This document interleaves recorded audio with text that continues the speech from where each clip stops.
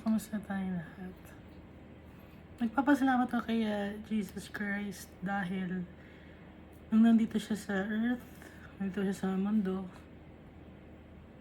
kahit marami siyang mga paghihirap na dinanas, tayo pa rin yung kanyang nasa isip. At bago pa siya ipako sa krus, tayo pa rin ang nasa isip niya. Hindi tayo nawawala sa isip niya, sa puso niya, pati na rin kay Almighty Father.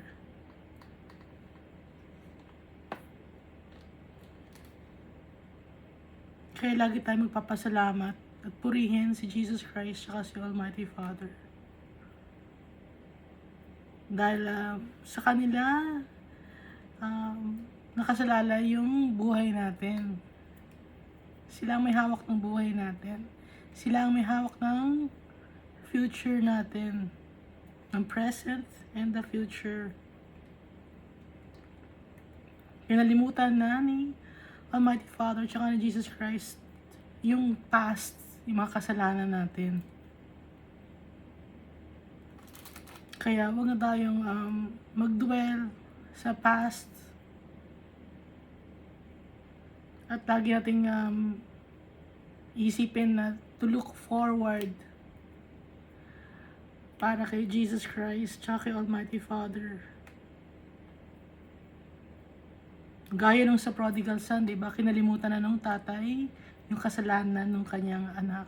At walang dala-dala yung prodigal son, kundi yung sarili lang niya, yung kadumihan niya.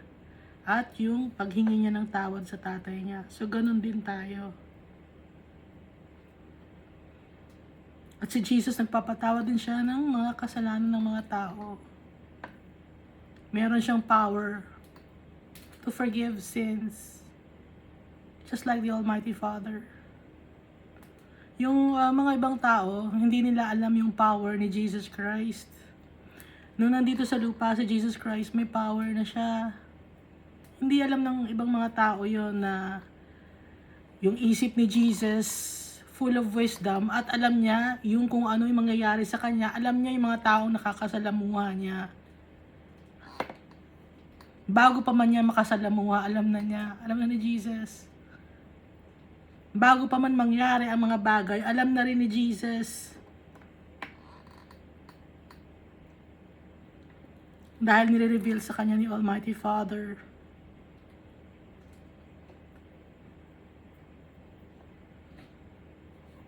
So last time ang pinasa natin, yung Matthew chapter 24. So, ito rin yung nakalagay sa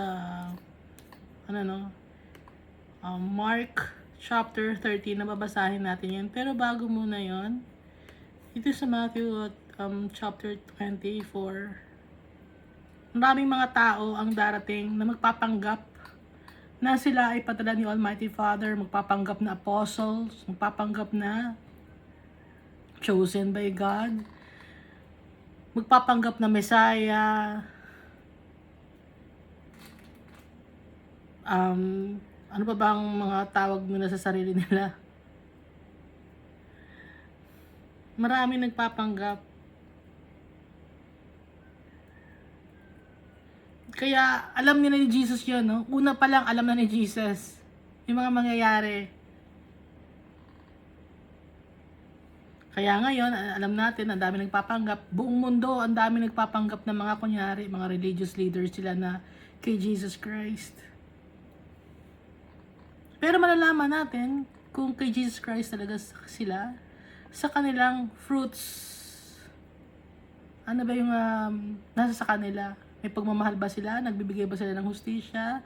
Ng awa sa mga tao?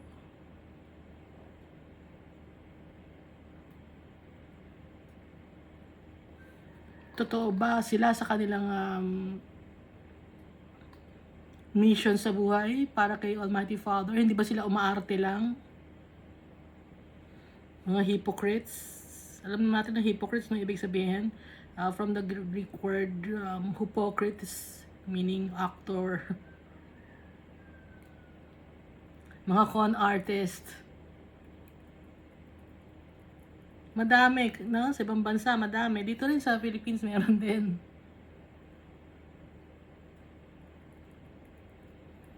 Malalaman din natin dahil sila ay nanghihingi, no? Nire-require nilang manghingi. Nire-require nila na magbigay sa kanila yung mga members nila. Si Jesus walang nire-require. Ang nire-require ni Jesus sa atin, mahalin ang kapwa-tao. Pangalawa, at yung pinakauna ay mahalin si Almighty Father. Yun ang nire-require sa atin.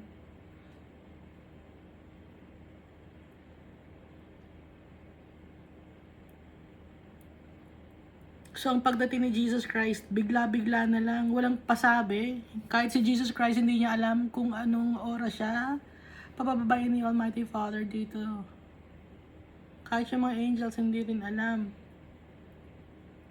Kaya lagi tayong maging handa, yung damit natin laging malinis, yung puso natin. Dahil yung salita ni Jesus Christ, hindi mawawala yun. Heaven and earth will pass away, but my words will never pass away. Sabi ni Jesus Christ, yung King natin. At dating si Jesus Christ, yung normal na pagkakataon o normal na araw lang. Walang malaking event na mangyayari. Yung the usual day lang. Yun ang time ng pagdating ni Jesus Christ. Walang warning. Kagaya din na nasa Book of Revelation at dun sa sinulat ni Malachi, yung prophecy ni Malachi. So tayong lahat ay servant, laging mag-aantay tayo. Gawain natin yung mga pinapagawa sa atin ng tatay natin at saka ni Jesus Christ. Maging faithful servant tayo.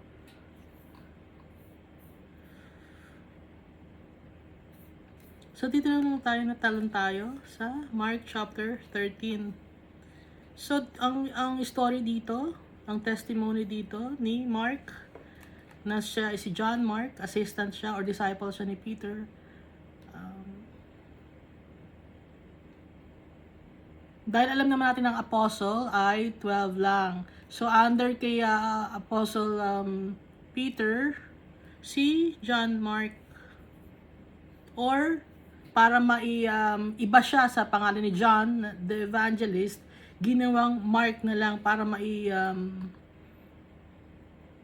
para hindi siya ma-identify na siya si na hindi siya ma-identify kay John the Evangelist or John the Beloved, para maiba siya, kaya Mark ang nilagay na pangalan.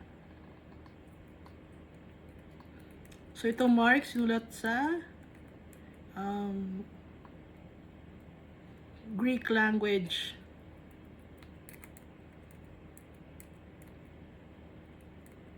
Noong 64 to 69 AD.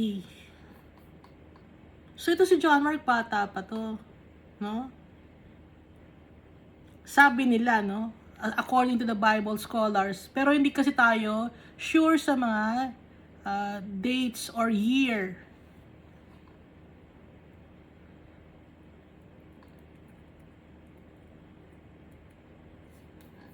So, bago itong Mark chapter 13, dito muna tayo, no, sa Mark chapter 12, yung recap natin, yung parable of the tenants. Na tayo dito sa mundo ay hindi sa atin tong mundo. Nakikitira lang tayo dito sa mundo. Dumadaan lang tayo dito sa mundo.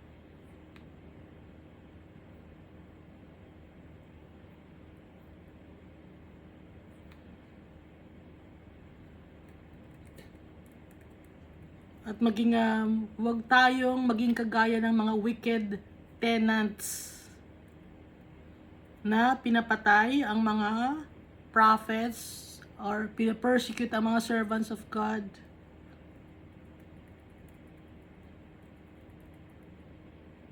Dahil nagbibigay ng justice si Jesus Christ siya kasi Almighty Father sa bawat mga prophets and servants of God na pinatay ng mga tao. Magbibigay si Almighty Father ng justice.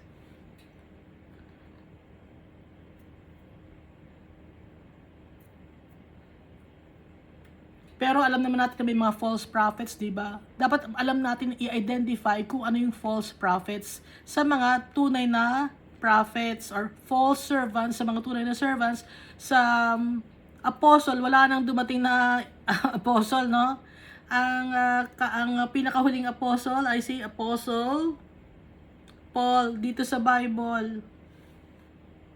Kaya kasi tinawag na apostle, it's because nagsishare ng word of God ng first time pa lang, okay? Kaya nga yung 12 apostles, first time sila ang magpapakalat ng word of God sa mga Jew. Ngayon itong si Paul, first time siya magpapakalat ng word of God sa mga Gentiles. Kaya si Apostle Paul ay apostle worker for the Gentiles. Ngayon yung mga nagsasabi ngayon na apostle sila, ba't mo sasabing apostle ka? Sa lugar na yun, meron ng mga Christian doon na, di ba? So, ba't mo masasabing apostle ka? Sino nagsabi noon sa'yo? Sino nagsabi na prophet ka? Sarili mo lang.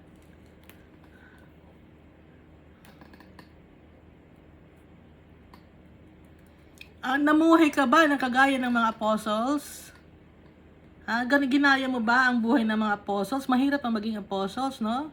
So kung tinatawag mo na apostle ka, ganun yung buhay mo pa parang si Apostle Paul na nakakulong, nakakadena siya. Ganun ang kulungan nung panahon ng mga Roman era, no? Nasa dungeon ka na, ilalim yun, dungeon.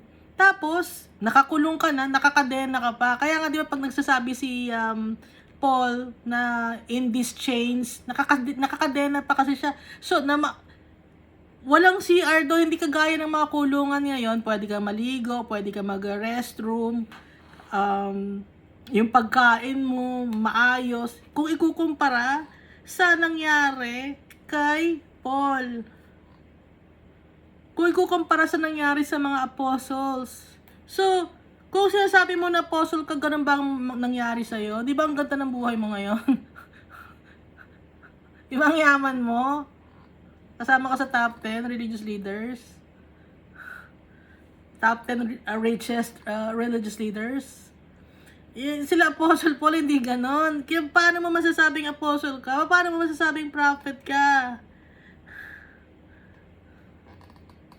At yung mga pagiging prophet, hindi na mamana yun na naisasalin lahis. Hindi na isasali yun. Hindi na mamana yun, yung pagiging prophet, no? Na pati yung anak mo, pati yung apo mo, prophet na rin. Ganon. Hindi, kasi ang gusto niya imana, yung congregation ng imana. Kasi yung congregation ninyo, nagbibigay na yun ng tithes. Alam na natin kung magkano magiging income natin, bilang natin yung mga tao, alam natin ang kanilang mga trabaho, at alam natin kung magkano ang kanilang mga sweldo. Kaya sakto na yung ating kwentado na yung sa accounting. No? Ganun ang pamumuhay ng mga apostles at mga prophets, hindi ganun. Kaya tayo rin na mga uma-attend sa mga Christian gathering, alamin natin.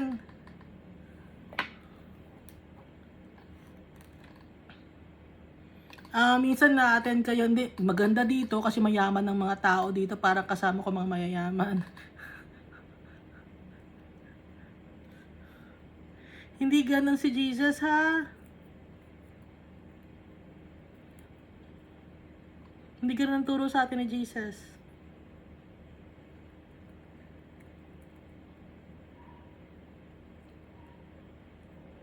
Nakalagay din dito, no? Yung pagpapay ng tax kay Caesar, bigay kay Caesar, ang para kay Caesar, bigay kay God. Ang para kay God ay tayo, denying ourselves, taking up our cross and following Jesus. Yun ang para kay God. Obeying God, loving God, wholeheartedly, offering our lives to Him. Hindi tithes, hindi earthly possessions, hindi material things, hindi monetary funds. At sa heaven, walang mag-asawa dun, ano? Kaya pag nagsasabi na magkikita tayo sa langit, at sa ano lang yon, dito lang sa lupa yon, yung mga story, mga love story lang yon. Sana mahalin mo pa ako pag nasa langit ka na. Walang ganon. Kasi magkakapatid na. Para ng mga angels tayo in heaven. Ha? Kung hindi kayo nagkatuloyan dito sa lupa, hindi, wala na. Baka sabihin hindi, magkita lang tayo sa langit. Hindi na, wala na. Ha? Dahil para ng mga angels sa mga tao doon, hindi na kailangan mag-procreate. Dahil ang focus natin in heaven, si Almighty Father. Saka si Jesus Christ.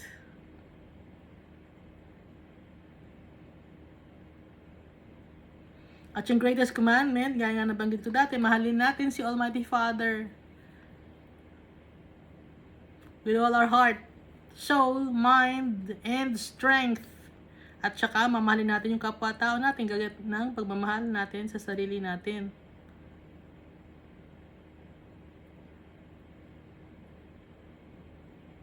At dito ay pinakita rin, binanggit din dito ni Jesus sa Mark chapter 12, yung binibigyan tayo ng warning against sa mga scribes or teachers of the law na gusto lagi ng importansya, nabigyan sila ng importansya, prideful, egoistic. At yung mga taong yon ay paparusahan ni Almighty Father severely. Nakalagay dito, sabi ni Jesus Christ, these men will be punished most severely. Kasi nanggagamit sila ng tao, yung mga vulnerable people. Ganun ba yung mga religious leaders ninyo? Gusto lagi ng importansya, o ano yan, darating si leader ganyan. Kailangan ilabas ang lechon na baka, lechon baboy. Ganun.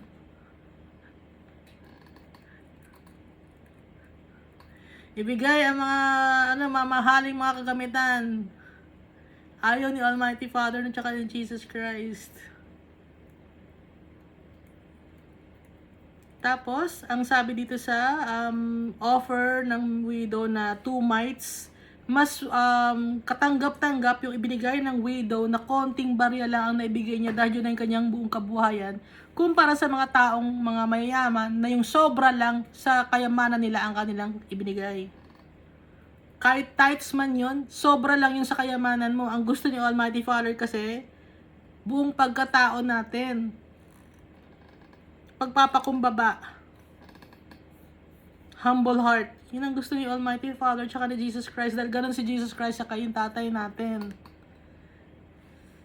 Kaya kailangan gayahin natin yung tatay natin. Dahil yung tatay natin, humble heart. Gaya ni Jesus Christ, humble din. Simpleng pamumuhay lang ang ginawa niya dito sa mundo.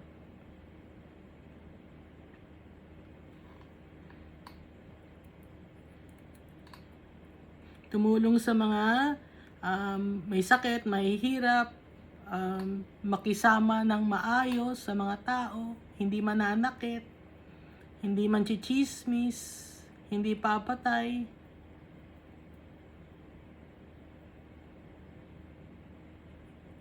Kaya ni Jesus, mapagmahal. Dito tayo sa Mark chapter 13. Na ito rin ay nandito sa Luke, at saka sa book of Matthew. Pero babasahin din natin sa Mark chapter 13.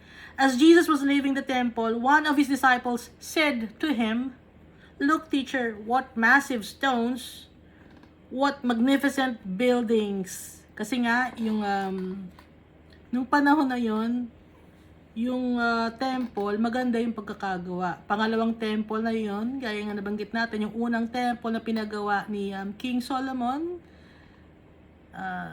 nasira na yon, giniba ni King Nebuchadnezzar. At nung nagkaroon sila ng war, Tapos, yung itong pangalawang temple na napuntahan ni Jesus Christ siya ng mga apostles, ito naman ay sinira or destroyed by the Roman Empire. Nagkaroon ng war noong 70 AD, ang Jew and Romans.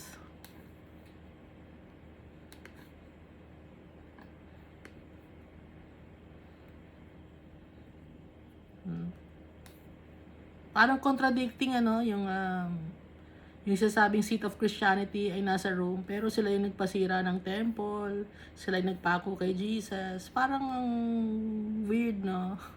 Napansin niyo ba? Sila ang nagpapatay kay sila ang pumatay kay Peter at kay Paul kasi malakas ang power noon, no? Powerful ang Roman Empire noon. Pero sila rin ang nagtayo ng malaking structure para kay Peter. Ano yun? Ba't ganon? Pinatay nila si Peter tapos nagpagawa sila ng malaking structure para kay Peter. So ano nga sabi dito ni Jesus? Anong tawag doon? Hypocrisy.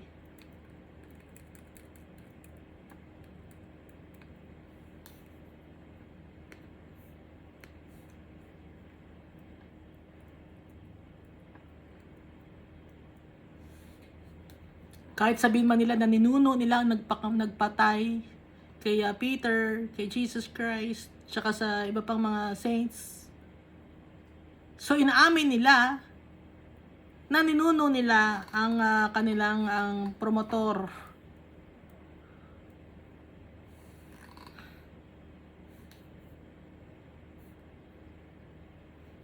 So kasama sila doon, damay sila doon.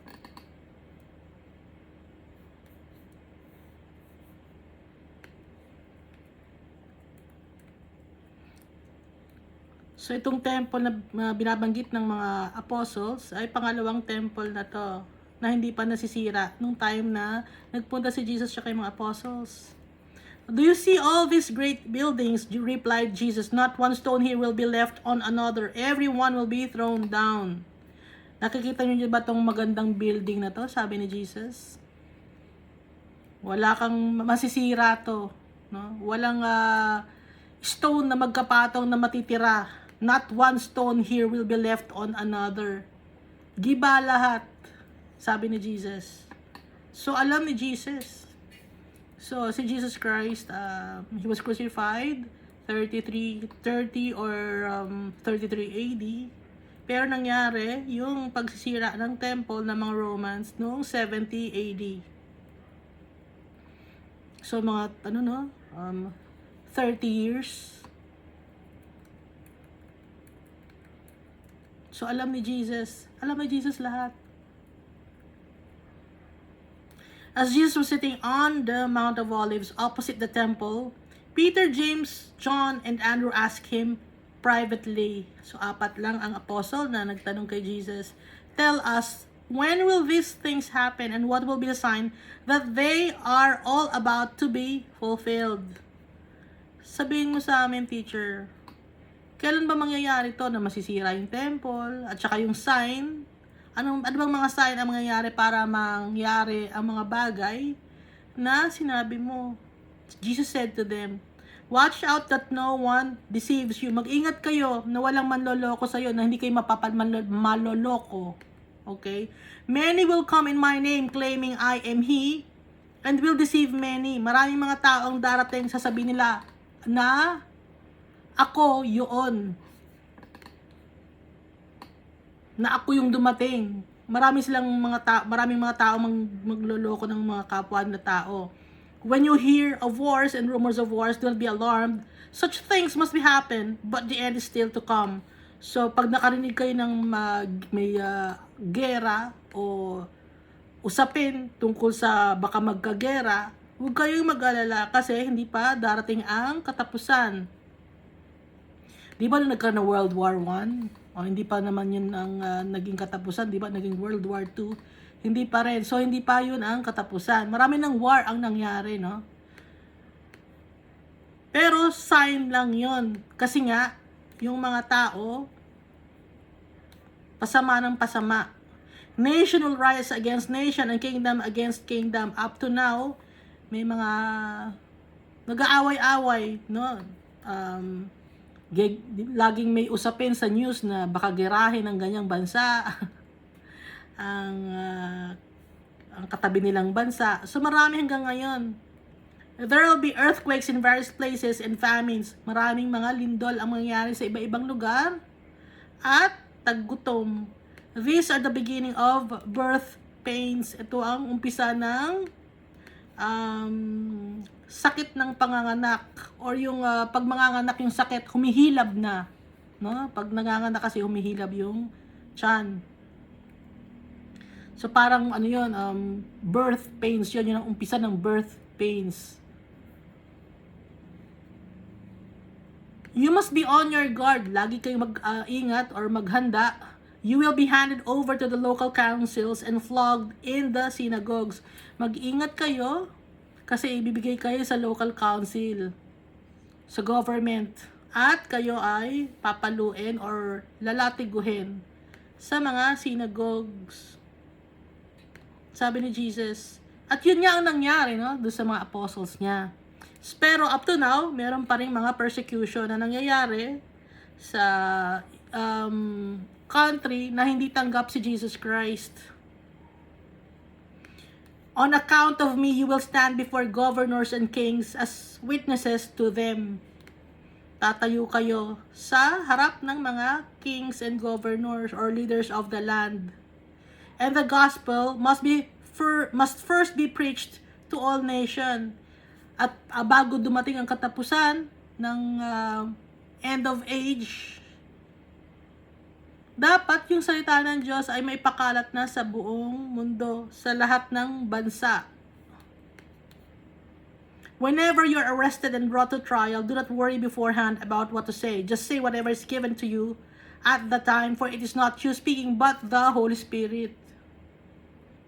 So alam ni Jesus, no, na may mga tao na pupunta sa mga lugar na hindi nila tanggap si Jesus Christ, pero pupunta pa rin sila. Alam ni Jesus 'yon. Alam ni Jesus na may mga faithful servants na hindi natatakot. Kaya pupunta sila sa lugar na hindi tanggap si Jesus, pero magpe-preach sila para maipakalat ang salita ng Diyos sa bawat sulok ng mundo. At kung kayo naman ay huhulihin at ididemanda, huwag kayong matatakot. Kasi, yung mga sasabihin ninyo, huwag kayong matatakot kung anong sasabihin ninyo, kasi mga sasabihin ninyo, ibibigay sa inyo ng Holy Spirit. Kasi hindi kayo ang nagsasalita, kundi ang Holy Spirit ang magbibigay sa inyo ng mga words of wisdom para sabihin sa mga maghahatid sa inyo or mga dedemanda sa inyo or magpa-persecute sa inyo, sabi ni Jesus. So tayo, wag tayong matakot dahil alam natin na kasama natin ng Holy Spirit. Kung may mga tao na nagpa-persecute sa atin, alam natin ang sasabihin natin dahil ang Holy Spirit ang magsasabi sa atin. Kahit nung time na yun, hindi natin alam ang sasabihin natin, darating ang Holy Spirit, kaya hindi tayo dapat mag-aalala. Siya magbibigay sa atin ng knowledge and wisdom. Brother will betray brother to death, and a father his child. Yung lalaking kapatid niya, i-betray niya yung kanyang kapwa kapatid niya. Hanggang sa kamatayan, i-betray niya. May mga ganun nangyayari, no? Pinipersecute niya yung sarili niyang kapatid. And a father his child. Pwede rin persecute ng isang tata yung kanyang anak. Para lang maabsuelto siya, no? Parang Judas lang. Parang si Judas lang. Children will rebel against their parents and have them put to death. Kahit yung mga anak, magagalit sila at magiging rebellious sila sa kanilang mga magulang. At ipapapatay nila ang kanilang magulang. Yung nangyayaring ganito. Everyone will hate you because of me, but the one who stands firm to the end will be saved. Alam naman natin na ang mga Christians, galit na galit ang mga tao sa mga Christians. Hindi nyo ba alam yun? Ha? Nag-root ang mga tao sa mga Christians. Yung ibang mga religion, accept nila, no? Kahit atheist sila, tanggap nila kahit anong religion. Pero pag tungkol sa kay Christ, nagagalit sila. Hindi nila matanggap. Kasi yung demon na nasa loob ng katawan nila, naguguluhan yung demon sa loob ng katawan nila. Nanggigigil. Kaya hindi nila matanggap. Kaya galit sa atin ang ibang mga tao. Kaya alam na ni Jesus, una pa lang, na kaiinisan ang tayo, mga Christians na mga tao.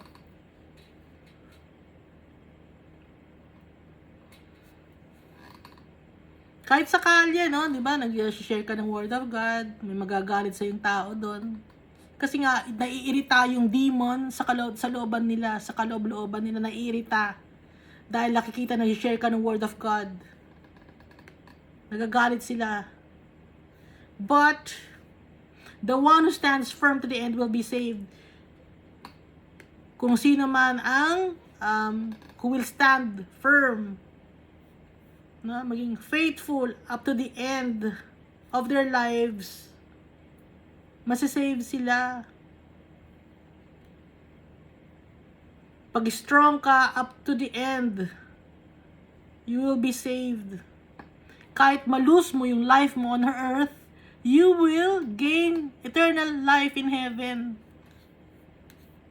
Gaya ng mga example, yung mga apostles, na-lose nila yung life nila on earth, pinatay sila, di ba? Yung mga apostles to Jesus Christ, pinatay.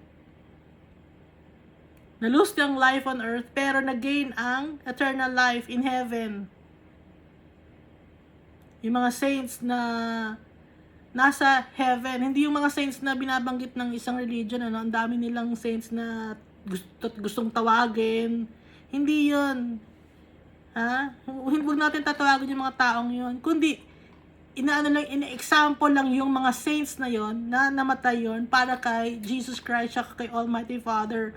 Pero hindi natin sila dapat na tawagin or sambahin or dasalan. Dahil, ang dapat lang na dinadasalan natin, ang binevenerate natin, sinasamba natin si Jesus Christ at si Almighty Father. At kung may problema tayo, si Jesus Christ lang at si Almighty Father, wala natin ibang matatawagin. Dahil yung mga taong namatay na yun, kahit na namatay sila for Christ, nagkasala sila.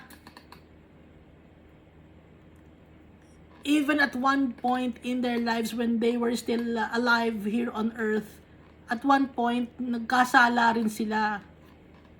Gaya ni Peter, nagkasala din siya. Kung sabat mo tatawagin si Peter?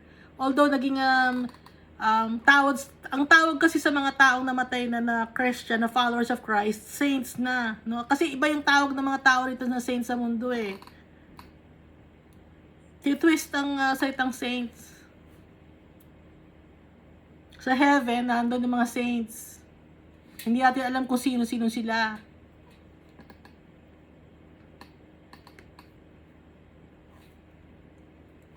When you see the abomination that causes desolation, na makikita rin sa Daniel chapter 9 verse 27, Daniel chapter 11 verse 31, at Daniel chapter 12 verse 11.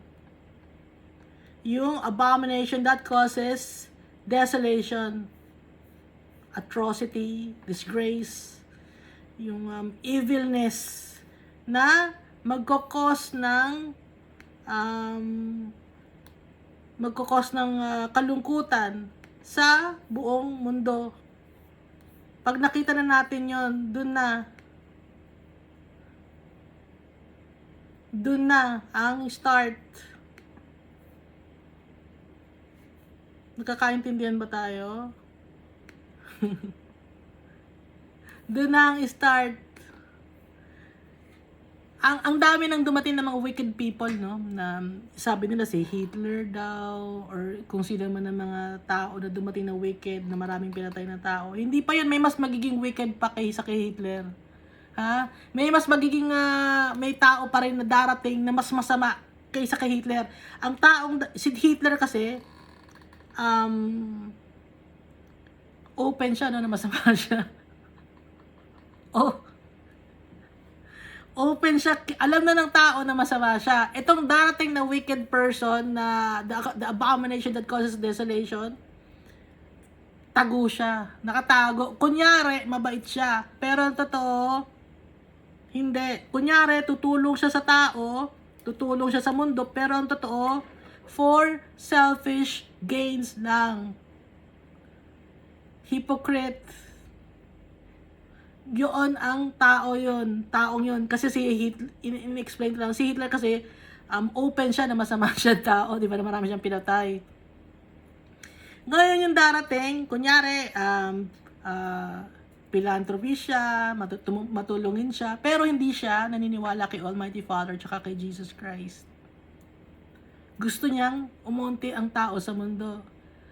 Indirectly niya ngayon gagawin yun. Hindi directly na makikita ng mga tao na papatay. Hindi niya ganon. Ang sasabihin niya, para to sa ikabubuti ninyo. Ganon. Pero totoo, nanloloko siya. Dahil gusto lang niya para sa ikabubuti niya. Ang isang example, no, it's yung Planned Parenthood. Hindi naman sa ikabubuti ng bansa yun eh. Kasi ang utos sa atin ni Almighty Father, magpadami tayo. Example lang yun, magpadami tayo, multiply tayo. Kasi maraming mga flames of fire in heaven na kailangan maging tao. At pag naging tao yung mga flames of fire na yon, gaya natin, magkakaroon sila ng pagkakataon to rule with Jesus Christ in heaven. Gaya natin, may pagkakataon tayo na ma-inherit ang kingdom of God. Ngayon, yung mga tao na naggusto ng Planned Parenthood na ginagawang legal yung abortion, ginagawang legal yung pag-iinom ng mga kung ano-anong gamot, hindi yung kay Almighty Father. Dahil hindi yun ang plano ni Almighty Father para sa atin. Kaya naman kasi kayo gusto nyo nagko-control no, dahil natatakot kayo na baka hindi nyo support yung mga anak ninyo. Ano sabi ni Jesus Christ tsaka ni Almighty Father? Ba't kayo mag-aalala sa mga kakainin ninyo? Ganon. Di ba nabanggit yun ni Jesus Christ tsaka ni Almighty Father? Kaya dapat hindi tayo nag-aalala dahil si Almighty Father magbibigay lagi ng blessings para sa atin. Ngayon, yung nagsusulong ng Planned Parenthood or Responsible Parenthood, ang gusto kasi niya, konti lang ang tao para konti lang ang ang kaya niyang, konti lang ang mag-rule, konti lang ang taong i-rule niya, makontrol niya ang mga tao.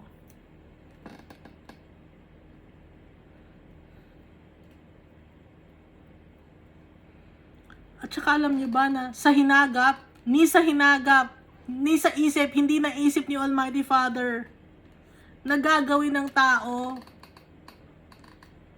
ang abortion. Alam niyo ba yon? Kasi si Almighty Father, malinis ang isip niya, malinis ang puso niya, malinis ang hangarin niya.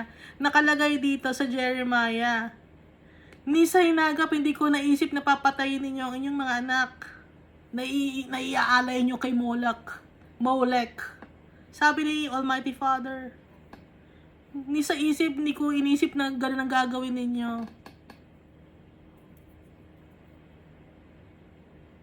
Napakasama ng mga tao.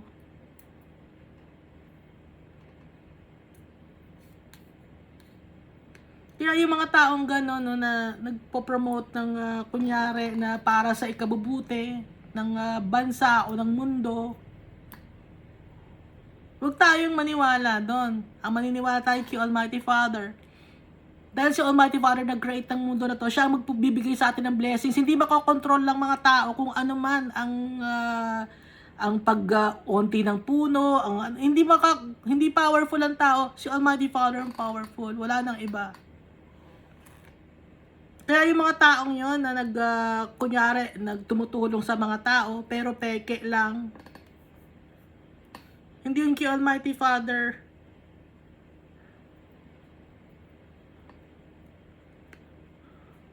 Yun naman yung nakita kong maganda dun sa inatinan ko dati, na hindi nila inaalaw na magkaroon sila ng Planned Parenthood. Ang dami nilang mga anak. Nakakatuwa. Yun ang utos ni Almighty Father. Sinusunod nila. So, yung mga anak nila, 4, 5, 6, 7.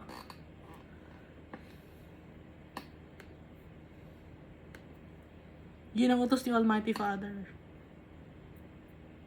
Hindi ang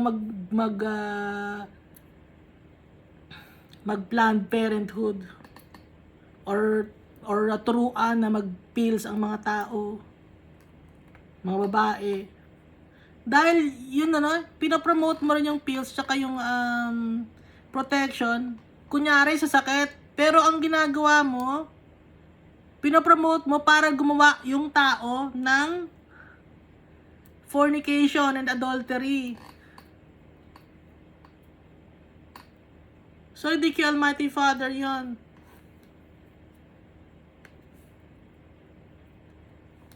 Kaya pag dumating na yung abomination that causes desolation, malapit, nakita ko na.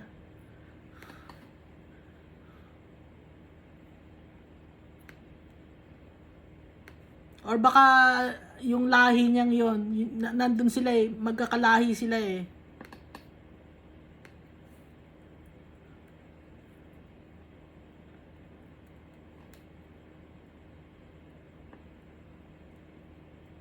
Let the reader understand that let those who are in Judea flee to the mountains.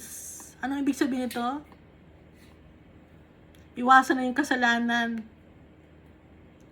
Takbuhan natin ang kasalanan palayo, hindi palapit.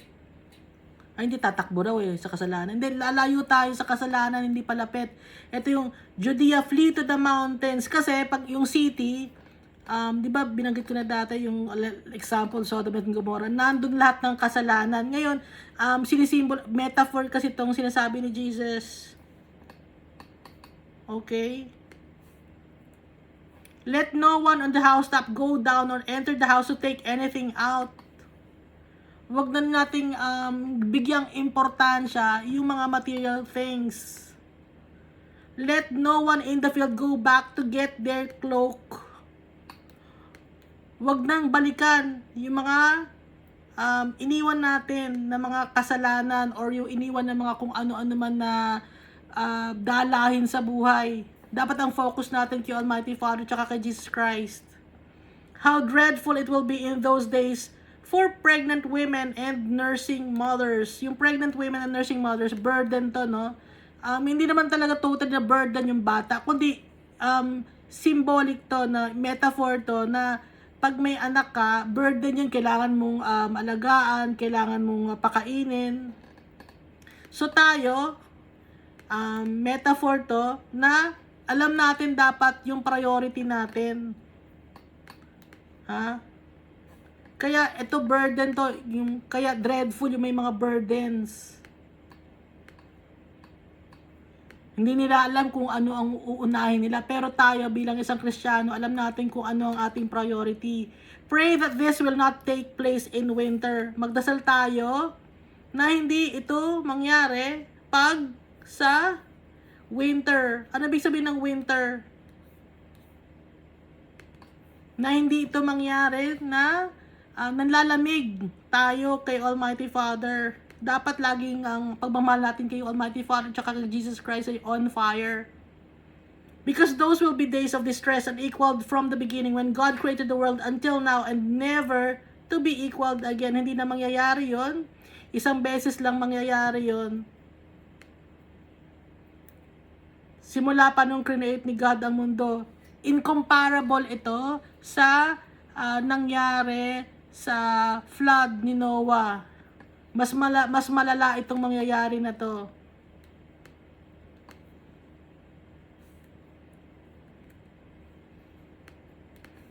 So, nangyayari na nga ngayon, di ba? May mga malalang mga nangyayari ngayon.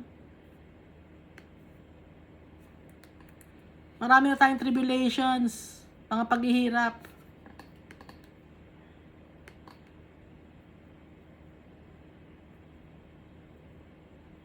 If the Lord had not cut short those days, no one would survive. So si Almighty Father, maawain pa rin siya. Papaikliin niya ang mundo, yung paghihirap ng mga tao para makasurvive.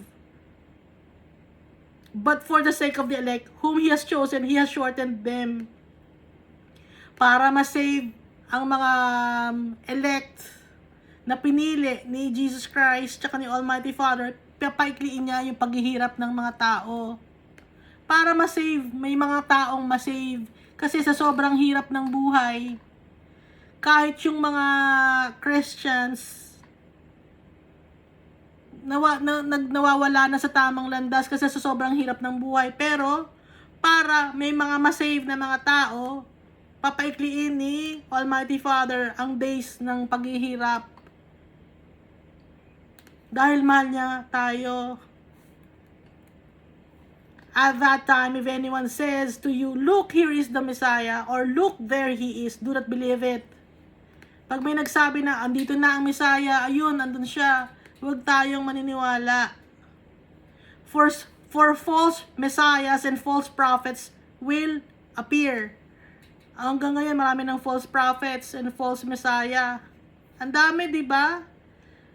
Noong 1960s, 1970s, kahit iba-ibang bansa, iba-ibang lugar, ang dami nila. Hindi na malaman kung sino. Hindi na malaman, no? Kaya wag tayong maniniwala. Yung iba, sa congregation na, sumasayaw-sayaw pa sila. Nagtataka ako, ba't may mga ganong sumasayaw na sabi niya, siya raw yung Messiah, siya raw yung prophet, at sumasayaw-sayaw pa. Ba't ganon? Nakita ko kasi, meron siyang wire sa bewang, galing sa, bago siya bumaba ng stage, may wire siya sa bewang, galing siya sa taas, para siyang kunyari lumipad. May wire siya, ibinaba siya sa tapat ng stage. Palakpakan naman yung mga tao, yung member. Ba't ganon? Hindi ganon, no? Hindi ganon si Jesus Christ. Kasi, ang ginagawa na lang parang show. Parang ma-attend yung mga tao. Kailangan ma-entertain natin yung mga tao. Ganon ba yun? Hindi kailangan ma-entertain ng mga tao. Ini-entertain niya pa yung mga tao. Parang ma-attend. Kailangan ma-entertain natin. Magbagay na madaming pera. I-entertain. Ginagawa ng entertainment. Hindi. Huwag ganon. Hindi ganon ang ginawa ni Jesus Christ. False Messiah yon, false prophets yung mga gumagawa ng ganon.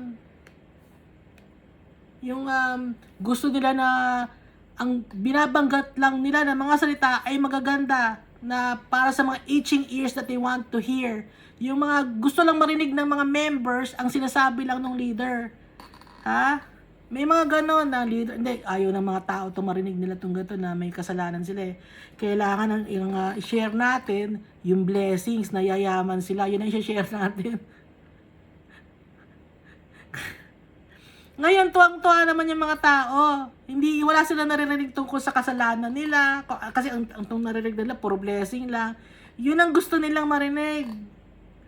Their itching ears want to hear. Yun lang. Pero yung tungkol sa kasalanan, yung lumayo sa kasalanan, na darating si Jesus Christ, na gusto ni Jesus Christ, nagmamahal tayo ng tao, yung mga si Almighty Father, malin, ayaw nila yun, ang gusto nilang marinig lagi, yung tungkol sa pag nagbigay ka at ikaw ay bibigyan, yun ang laging gusto ng mga tao marinig. Yung tungkol sa ikakayaman dito sa mundo. Hindi ganun ang turo ni Jesus Christ. Ang tinuturo ni Jesus Christ ay yung inheritance natin. True treasures in heaven. Kaya papansin nyo siguro, magsasalita ako, namiminis kayo sa akin. Hindi ko kailangan ng validation ng tao. Ang kailangan kong validation from the Almighty Father and Jesus Christ. Kung anong sinasabi ni Jesus Christ sa Bible. Yun ang sasabihin ko, hindi para sa kung anong gusto nyong marinig. Kaya wala nanonood niya to. Okay lang sa akin. Dedicate ko to kay Almighty Father tsaka kay Jesus Christ.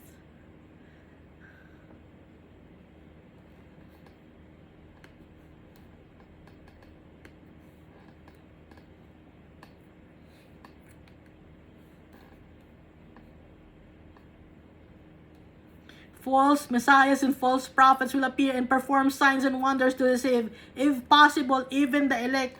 Kahit na yung mga Christian, manloloko rin, mababola rin ng mga false prophets, false messiahs, and false apostles.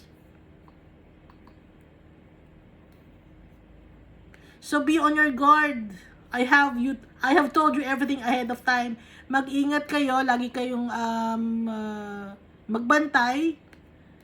Sinabi ko sa inyo ahead of time. Umpisa pa lang, sinabi ko na sa inyo, binigyan ko na kanyang warning. Ngayon pa lang, sabi ni Jesus. At totoo nga ang sinasabi ni Jesus. Lahat ang sinasabi ni Jesus, di ba ngayon, ang dami. Hindi mo na alam kung sino pipiliin mong pupuntahan.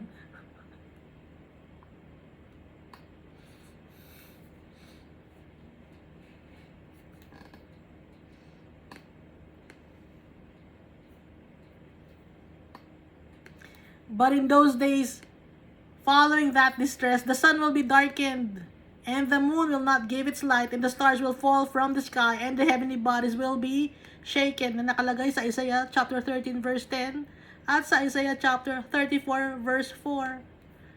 Na nababanggit din ito sa Book of Revelation. At that time, people will see the Son of Man coming in clouds with great power and glory. Makikita si Jesus Christ sa kanyang pagdadating sa clouds with great power and glory. Nasa Book of Revelation ito, na binanggit din ni Jesus Christ. Kaya nakikita ninyo, magkakadugtong ang Bible, magkakadugtong siya, buo siya. Start pa lang ng mundo, binuo na ni Almighty Father yung history ng mundo na to. Napaka-powerful ni Almighty Father. He's amazing.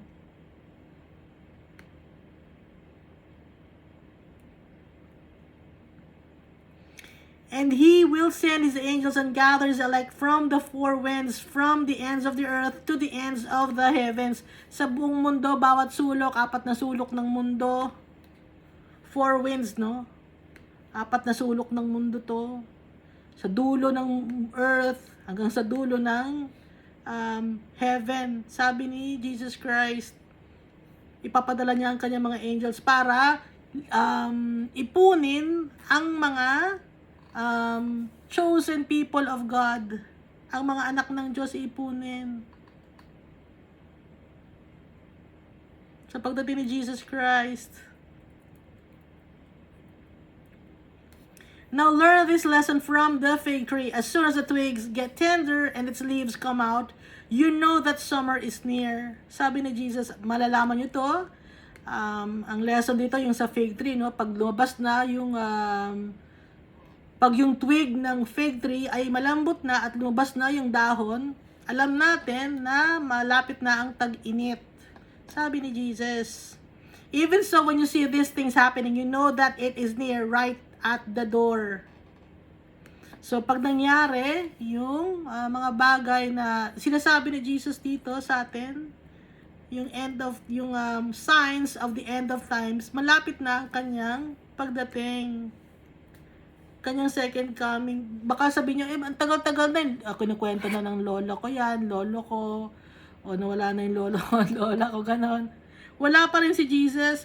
Kaya nga He will come like a thief in the night. Si Jesus, para siyang darating na parang magnanakaw na hindi natin alam kung kailan ang darating kahit si Jesus Christ hindi niya alam. Kaya yung mga tao na nauna na sa atin, yung na mga sabihin natin, mga lolo natin, wala na, tsaka mga lola natin, ano? Kasama na sila ni Almighty Father in heaven. Ngayon tayo naman. Ngayon, hindi natin alam kung dito sa lifetime natin to, sa buhay natin na to, or sa mga next generation ng mga tao.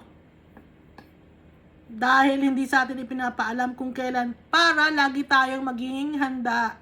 Lagi nating, para makita ni Almighty Father na faithful tayo. Na kahit alam natin na wala pa, nagtatrabaho tayo para kay Almighty Father. Ginagawa natin ang gusto niya. Pinapasaya natin siya dahil sa mga pagtulong natin sa mga tao at sa pagmamahal natin sa mga tao. Truly I tell you, this generation will certainly not pass away until all these things have happened. So this generation ito na sinasabi ni Jesus, generation ng mga taong makakasalanan na gaya natin. Na hindi matatapos ang generation hanggat hindi nangyayari ang mga bagay na sinabi ni Jesus Christ. So aantayin natin kung hindi man sa atin, no? Yung mga anak natin, yung mga anak natin, yung mga apo natin, kung ano pa ang susunod na magiging salin lahi. Heaven and earth will pass away, but my words will never pass away. Sabi ni Jesus Christ.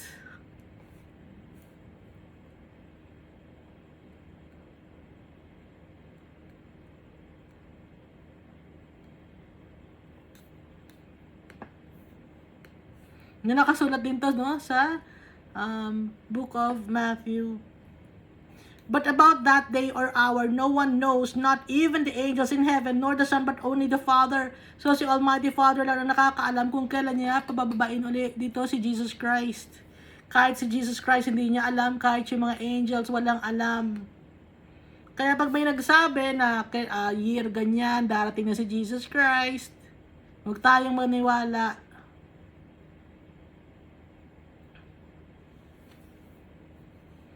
Basta lagi tayong alert. Be on your guard. Verse 33. Be on your guard. Be alert.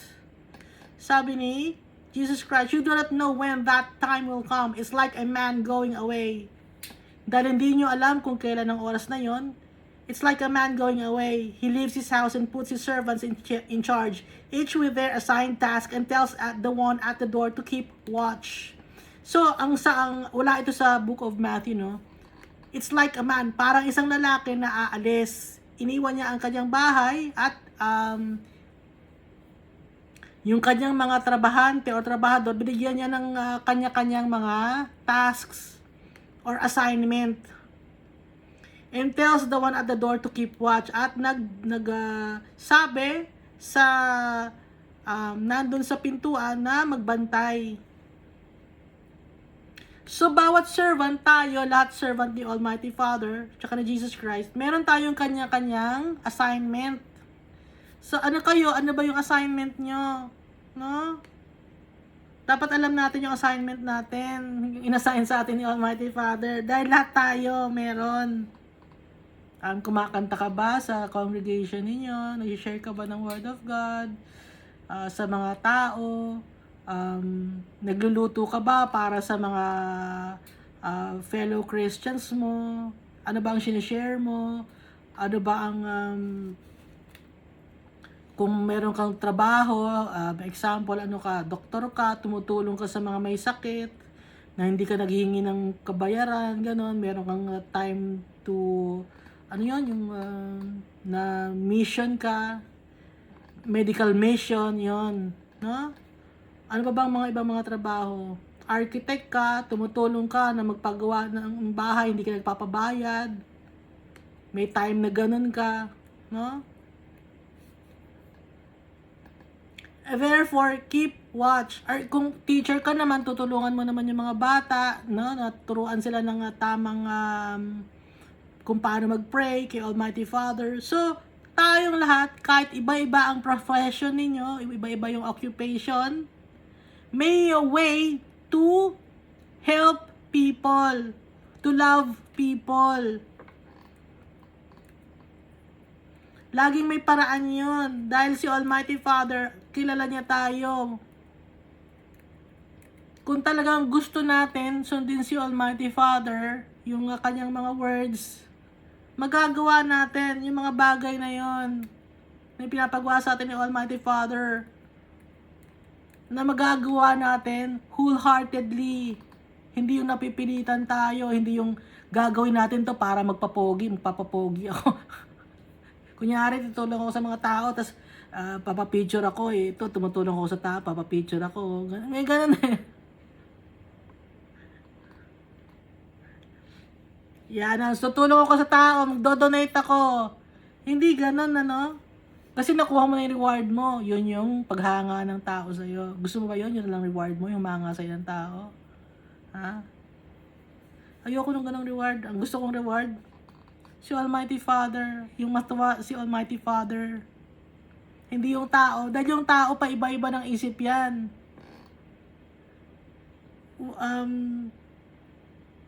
Hindi natin hawak ang isip ng tao. Si Almighty Father, kilala natin siya. Alam natin ang puso niya. Ang puso niya ay para sa atin. Alam natin na loving si Almighty Father. Kaya dapat, yung ibibigay natin kay Almighty Father, yung the best. Wholeheartedly.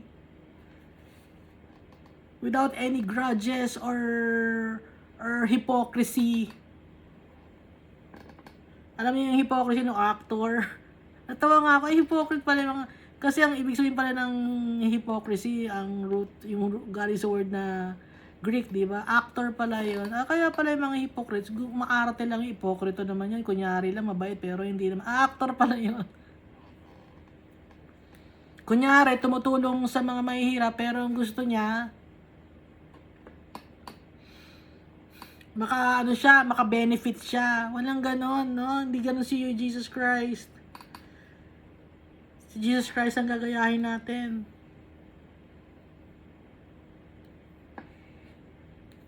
Therefore, keep watch because you do not know when the owner of the house will come back. Laging magbantay dahil hindi natin alam kung kailan darating ang may-ari ng bahay. O hindi natin alam kung kailan darating ang creator of this world. Kasama si Jesus nung create ang mundo na to. Hindi natin alam kung kailan siya babalik uli. Whether in the evening or at midnight. Kung gabi ba darating or midnight. Or when the rooster crows or at dawn. Kung umaga man o madaling araw. Hindi natin alam. Pero isang beses lang ito mangyayari.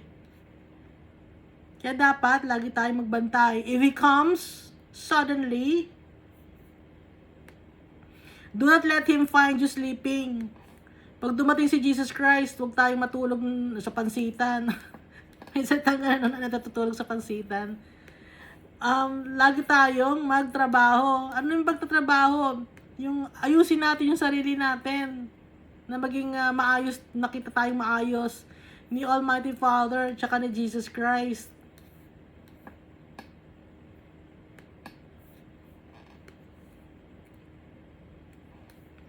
If he comes suddenly, do not let him find you sleeping.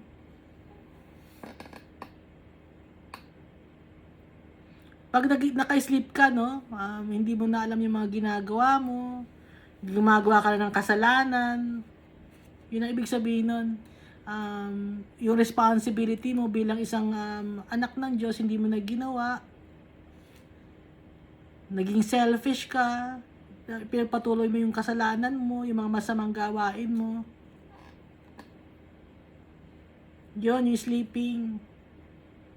What I say to you, I say everyone.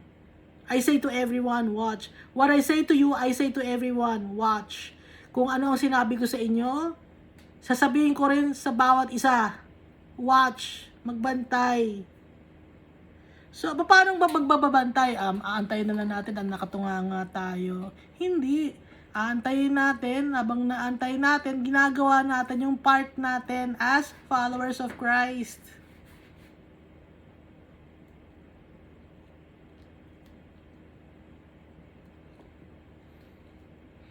Kaya hindi madaling maging isang Christian. Akala ng iba, madali. Hindi madali. Kasi, yung mga ipinag-utos ni Almighty Father, you will deny yourself eh. Ang hirap i-deny ang sarili natin. Alam niyo ba yun? Mag-struggle tayo. Mahirap. Na i-focus natin ang sarili natin, na laging kasama si Jesus Christ sa mga decision making natin, sa pagsasalita natin. Dapat laging makikita sa atin sa buhay natin si Jesus Christ. Kaya mahirap ang maging isang followers of Christ.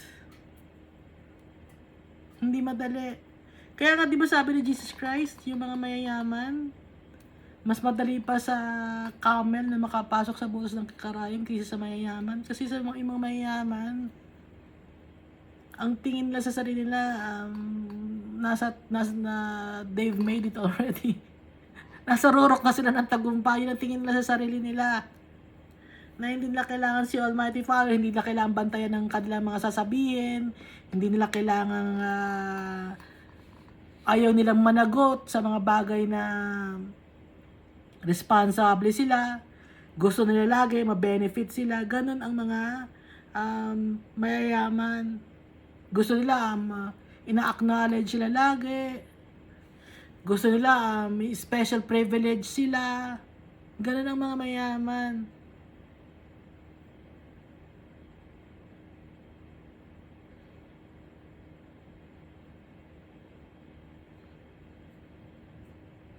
Ang turo sa atin ni Jesus Christ, maging humble, mapagkumbaba, maging simple lang, dahil yun ang buhay ni Jesus Christ dito sa lupa. Simple lang ang naging kanyang buhay dito.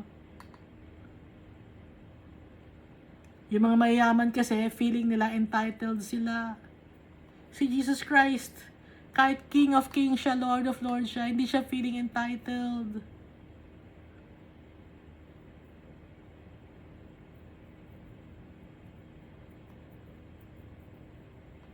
Hindi niya sinabi sa mga Pharisees, o sambahin niyo ako, bakit hindi ako sinasamba? Hindi ganun si Jesus Christ.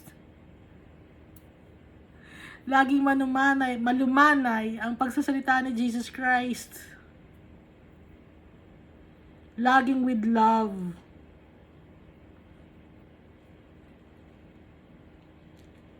At ang mga kasama niya, nilalapitan niya, yung mga makakasalanan, yung mga mahihirap, yung mga marginalized, yung mga vulnerable, yung mga sakit na ketong, yung mga kung ano ng mga sakit, mga nakakahawa, yung mga pilay, mga bingi, mga pipi, mga bulag. Yun ang nilalapitan ni Jesus Christ. Sa kanila, lumalapit si Jesus Christ, nakikipagkwentuhan, nakikipag-usap. Pag mayaman, hindi mo sila makikitaan ng ano lang yan, wala tayong makukuha dyan. Ay nakakadire, ganon, mga tao, di ba, ay nakakadire yung tao na yun. Di ba, ganon?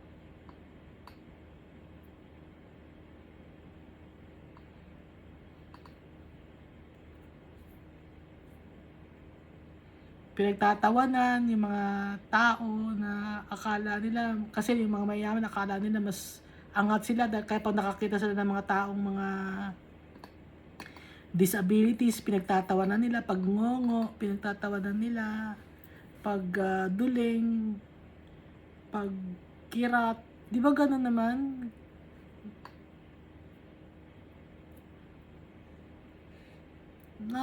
May na-meet na akong ganun, ano? Minsan kapwa niya ngongo, galit siya. Hindi kasi, dati kasi may trabahante kami, no? May trabador kami. May hair lip siya, pero hindi nakita, pero ngongo siya. Ngayon may bumili sa amin, kasi dati may tindahan. May bumili, may lumapit sa kanya na may nangongo din. Akala niya niloloko siya. Sabi nung lalaki may ngongo, meron kayong bumilya? Bukilya daw. Yung bukilya na nilalagyan ng ilaw. Bukilya in Tagalog yan, di ba? Meron yung bumilya, ganon, ngongo. Tapos sabi naman nung trabahante namin ng ngongo, umalis ka na. So, ganon yung tao. Kahit meron kaming bukilya, no, hindi niya binentahan. Kahit ganon ang tao, ayaw nila sa mga kapwa nila na mahirap. Pag mahirap, ayaw nila. Pag may mga disability, ayaw nila. Kahit sila rin mismo, merong ganon. Kasi nga yung tao, double standard. Pero si Jesus Christ, mapagmahal siya.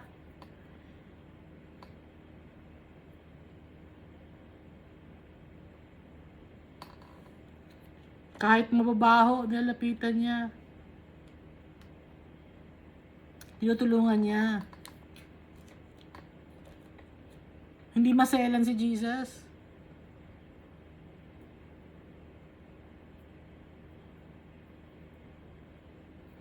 Kaya magpasalamat tayo kay Jesus. Ang ayaw ni Jesus, yung kasalanan mismo. Hindi yung outside appearance or physical appearance or physical deformities ng tao. Tanggap ni Jesus Christ yun. Ang hindi matatanggap, yung pusong madumi. Hindi matatanggap ni Almighty Father yon in heaven. Hindi makakakuha ng inheritance in heaven. Ang tao may pusong madumi.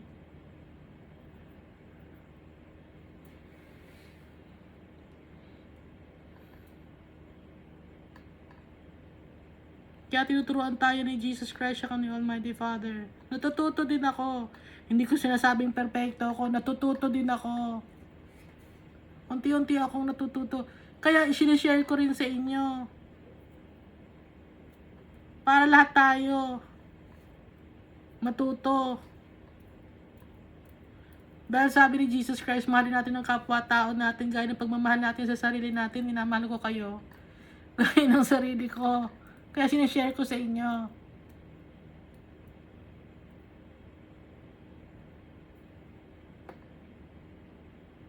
Kaya wag tayo mamimili ng tao. Na pag mahirap ayaw natin, pag mayaman okay sa atin.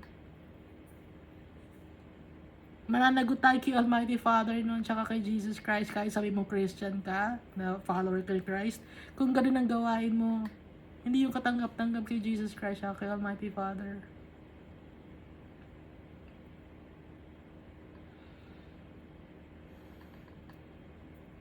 Minsan malaki yung congregation niya, tapos may lahat kayo ang gaganda ng damit niya pagpapasok kayo ron. Tapos minsan may tao na papasok na hindi maganda yung damit. Titingnan niya yung tao na hindi maganda yung damit niya. Parang nilalayuan ninyo. Nakita ko. Nilalayuan, parang iba ang tingin. Huwag tayong ganon. Double standard.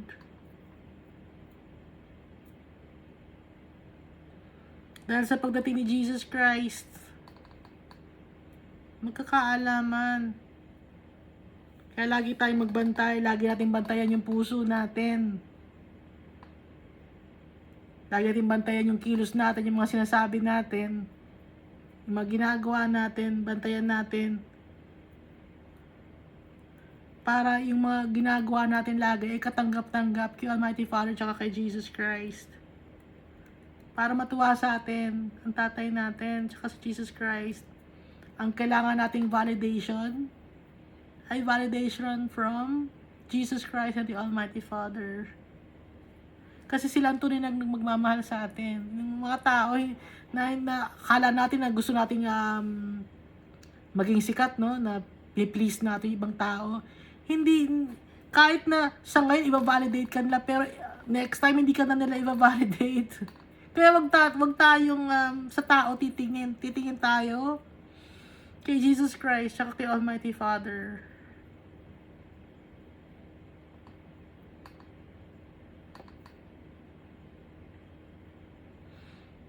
Lagi natin tatandaan, mahal na mahal tayo lahat ng ating tatay, tsaka ni Jesus Christ.